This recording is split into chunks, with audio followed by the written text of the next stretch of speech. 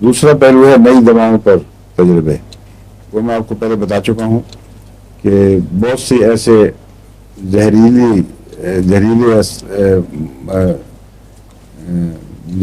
دوائیں ہیں وہ ایلوپیتھک میں استعمال ہوتی ہیں.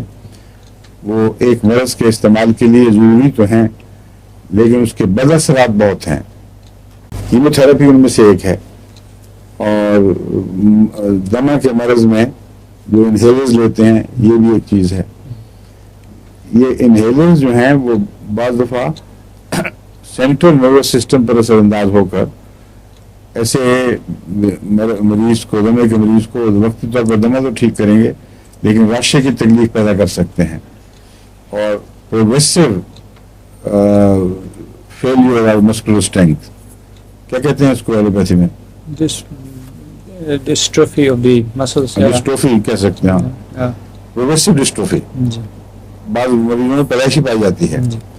اب اس میں یہ مادہ ہے آپ کے انہیلرز میں کہ اگر یہ لمبا عرصے تک دیے جائیں تو اس قسم کی علامتیں پیدا کر سکتے ہیں. وہ امراض ڈسٹروفی کی جن کا علاج نہ ایلوپیتھی میں موجود ہے نہ ہومیوپیتھی میں موجود ہے. یعنی وہ بچے جو پیدائشی طور پر سینٹرل نروس سسٹم کے مرض کی وجہ سے ٹھیک پیدا ہونے کے باوجود رفتہ رفتہ اعصابی کمزوری میں مبتلا ہو کر عموماً بلوغت کی عمر تک فوت ہو جاتے ہیں.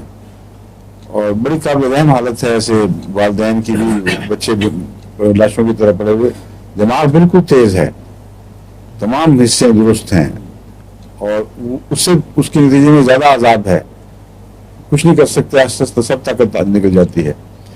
یہ دوائیں جو ہمارے استعمال میں آ چکی ہیں کہ اثر رکھتی ہیں, ان کی ہومیوپیتھک پوٹینسی بنانی چاہیے اور احتیاط سے تھوڑی پروونگ کرنی چاہیے. جب پروونگ بار بار کیا کریں تو بعض دفعہ بد اثرات لمبے بھی چل جاتے ہیں. جنہوں نے لائکوپوڈیم کی پروونگ کی تھی ان کے بعض دفعہ لاسٹنگ بد اثرات نیزل کیویٹیز پر, نیزل میمبرینز پر ظاہر ہوئے. اس لیے پروونگ میں احتیاطیں بھی ہیں, تھوڑا سا دیں, انتظار کریں اور پھر دیکھیں. تو میں نے وقف جدید میں کچھ پروونگز کی تھی مگر میں ساتھ اپنے اوپر بھی کرتا تھا تاکہ معلومین کو یہ خیال نہ ہو کہ یہ ہمیں ہی تجربہ کا بنایا ہوا ہے.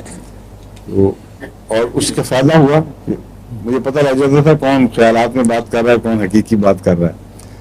تو یہ پروونگ کا پروگرام شروع کرنا چاہیے.